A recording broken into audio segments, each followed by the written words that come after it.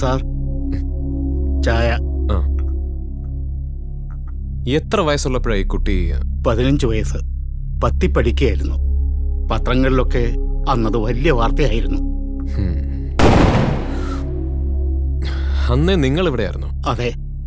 അതായത് സുദക്ഷണ കൊല്ലപ്പെട്ടത് മുതൽ ദക്ഷ മരിച്ചത് വരെ ഈ വീട്ടിൽ നടന്നിട്ടുള്ള എല്ലാ കാര്യങ്ങളും അറിയാവുന്ന ഒരാൾ കൂടിയാണ് നിങ്ങൾ, അല്ലേ? അച്ചോട്ടാ,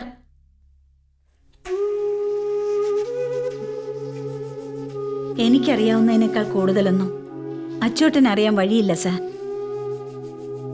എന്തു വേണമെങ്കിലും സാറിന് എന്നോട് ചോദിക്കാം. ഓക്കെ. സ്വാഭാവികമായും എനിക്കറിയേണ്ടത് ദക്ഷയെക്കുറിച്ചാണ്. എന്തായിരുന്നു അവൾ? അല്ലെങ്കിൽ എന്തിനായിരുന്നു അവൾ? ഇതിൽ ആദ്യത്തെ ചോദ്യത്തിന് ഉത്തരം തരാൻ ഒരുപക്ഷെ എനിക്ക് കഴിഞ്ഞേക്കും. എന്റെ ഭർത്താവ് ശിവദാസ് ഒരു ആക്സിഡന്റിൽ മരിക്കുമ്പോൾ ദക്ഷയ്ക്ക് 6 സുദക്ഷണയ്ക്ക് 12 വയസ്സായിരുന്നു പ്രായം. അന്ന് ഞാനും അദ്ദേഹവും ഒരേ കോളേജിൽ, ഒരേ ഡിപ്പാർട്ട്മെന്റിൽ അധ്യാപകർ. കണക്കിലേറെ സ്വത്തുണ്ടായിരുന്ന ഒരച്ഛന്റെ ഏക മകളായിരുന്നിട്ടും, ജീവിക്കാൻ നല്ലൊരു ജോലി ഉണ്ടായിരുന്നിട്ടും ഒരാൺതുണയില്ലാതെ ഭർത്താവ് മരിച്ചൊരു സ്ത്രീക്ക് കഴിഞ്ഞുകൂടാനാവില്ലെന്ന മിഥ്യാബോധം എപ്പോഴും എന്നെയും പിടികൂടി. കോളേജിൽ അദ്ദേഹത്തിന് പകരക്കാരനായി വന്നാൽ എന്റെ ജീവിതത്തിൽ അദ്ദേഹത്തിന് പകരക്കാരനായി.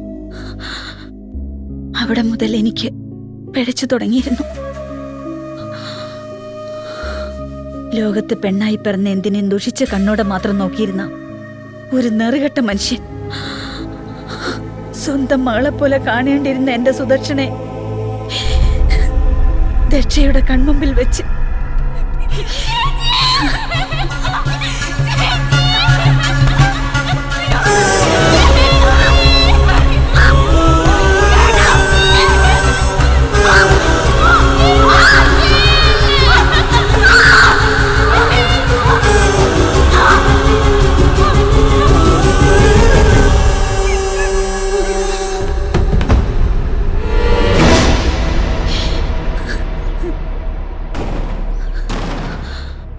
അന്നെനിക്ക് നഷ്ടപ്പെട്ടത് സുദക്ഷനെ മാത്രമല്ല, ദക്ഷയും കൂടിയായിരുന്നു. ആ സംഭവത്തിന് ശേഷം അവൾ എന്നെ അമ്മയെന്ന് വിളിച്ചിട്ടില്ല. 3 വർഷങ്ങൾക്ക് ശേഷം കുറ്റക്കാരനല്ലെന്ന കണ്ടെത്തലോടെ കോടതി ആ മനുഷ്യനെ വെറുതെ വിട്ടു. വിധിയറിഞ്ഞ് കോടതിക്ക് പുറത്തെത്തിയ അയാളെ കയ്യിൽ കരുതിയിരുന്ന ഒരു കത്തിയുമായാണ് ദക്ഷ നേരിട്ടത്. ഭാഗ്യം കൊണ്ട് അന്നയാൾ രക്ഷപ്പെട്ടു. പിന്നീട് അയാൾക്ക് നേരെ എന്തെങ്കിലും ശ്രമങ്ങളുണ്ടായോ ദക്ഷയുടെ ഭാഗത്തു നിന്ന്? എന്റെ അറിവിൽ ഒരു തവണ കൂടി ഉണ്ടായിട്ടുണ്ട്. അവള് +2 പഠിക്കുമ്പോൾ ടൗണിലെ ഒരു ബുക്ക് സ്റ്റാളിൽ വെച്ച്. മരിക്കുന്നത് വരെയും ഈ രണ്ടാനച്ഛനോടുള്ള പക, ഐ എം സോറി, എനിക്ക് അയാളുടെ പേരറിയില്ല. ഐസക് പണിക്കർ. മിസ്റ്റർ ഐസക് പണിക്കരോടുള്ള പക ദക്ഷയുടെ മനസ്സിൽ പഴയതുപോലെ തന്നെ ഉണ്ടായിരുന്നു? പഴയതുപോലെന്നല്ല, ദിവസം ചെല്ലുന്തോറും അവൾക്ക് അയാളോട് പക കൂടുകയായിരുന്നു. അതായത് ദക്ഷ ഒരു കൊലപാതകത്തിന് ഒരുങ്ങുമ്പോൾ അവളുടെ മനസ്സിൽ ആദ്യം തെളിയേണ്ടിയിരുന്നത് ഐസക് പണിക്കറുടെ മുഖമാവണം. അതെ. പിന്നെ അതിനിടയ്ക്ക് ബാലഗംഗാധരൻ എങ്ങനെ കയറി വന്നു? ദക്ഷയ്ക്ക് അയാളോട് ഇത്ര പക തോന്നാൻ എന്തായിരുന്നു കാരണം? എനിക്കറിയില്ല സർ. പക പോയിട്ട് ദക്ഷയ്ക്ക് അയാളെ പരിചയം പോലും ഇല്ലെന്നുള്ളത് എനിക്ക് ഉറപ്പാണ്.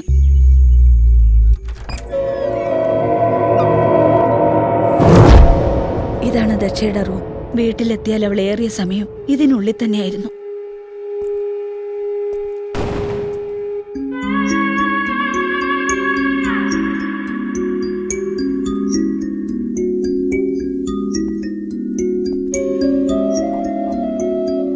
ഈ സിസ്റ്റം ദക്ഷയുടേതാണോ? അതെ. Can I? Please.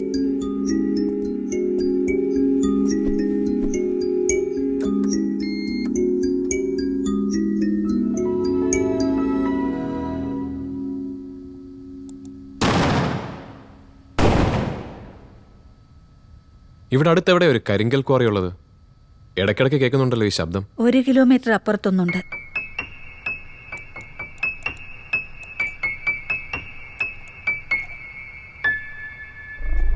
weaponsworld.com, firearmblog.com, totaldestroyer.com, arms armsandammunitions.com.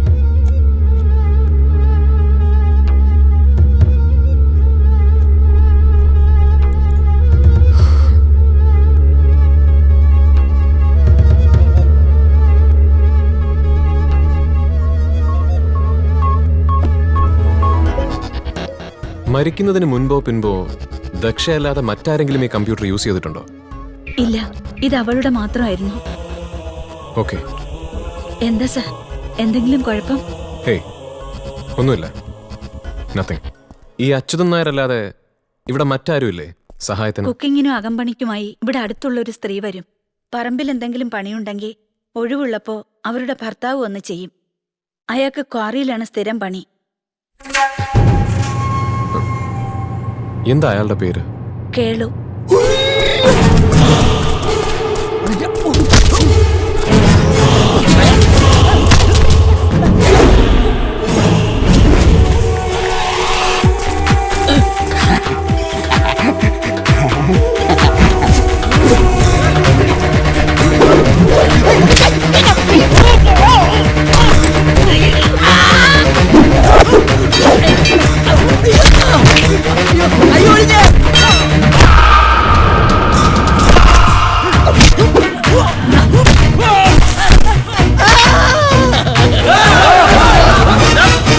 ഇവനെ ഞാൻ കൊണ്ടുപോകും.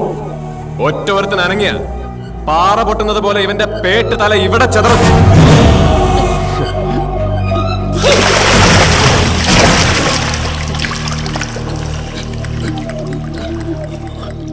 ബാലഗംഗാധരനെ കൊല്ലാനും അതിലൂടെ സ്വയം ഇല്ലാതാകാനും ദക്ഷ ഉപയോഗിച്ച ബോംബിൽ 40% അടങ്ങുന്നത് ഗൺ പൗഡറാണ്.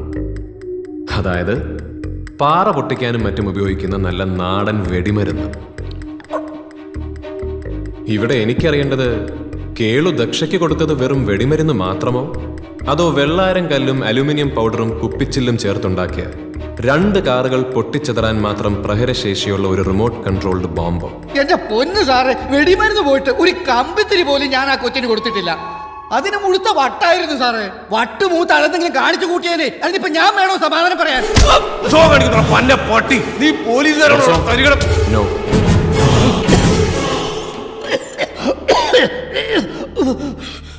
കേളു, എന്നാ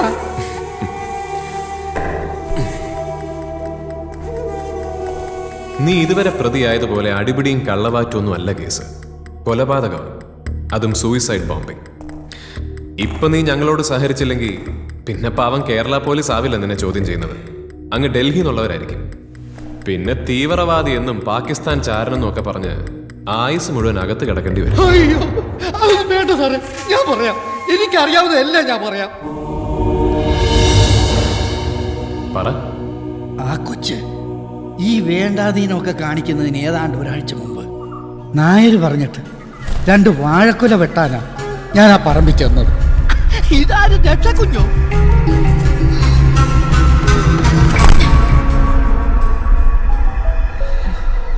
ഇന്നലെ ജംഗ്ഷനിൽ വെച്ച് ഞാൻ വിളിച്ചപ്പോ താനെന്താ കേൾക്കാത്ത മട്ടി പോയത്?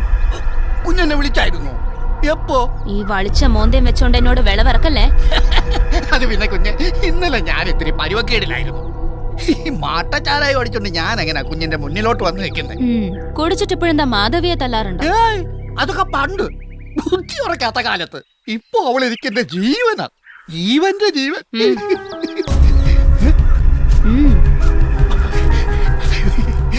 അയ്യോ, ഇത്രയും കാശ് ഒരുമിച്ച് കിട്ടിയ ഞാൻ ചിലപ്പോ വയറിയാതെ കുടിച്ച് അവളെ പിടിച്ച് തല്ലിയെന്നിരിക്കും. ഈ കാശ് അതിനൊന്നും അല്ല.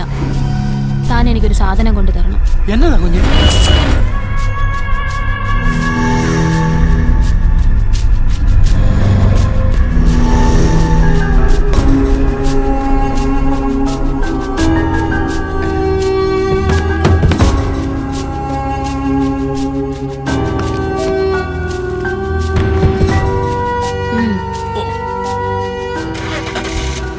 കുഞ്ഞ്, എന്റെ അങ്ങേ അവളും മൈത്രി കൊച്ചമ്മയൊന്നും ഈ കാര്യം അറിഞ്ഞു പോരുത്. എനിക്ക് ഈ നാട്ടിൽ പിഴച്ചു പോകേണ്ടതാ.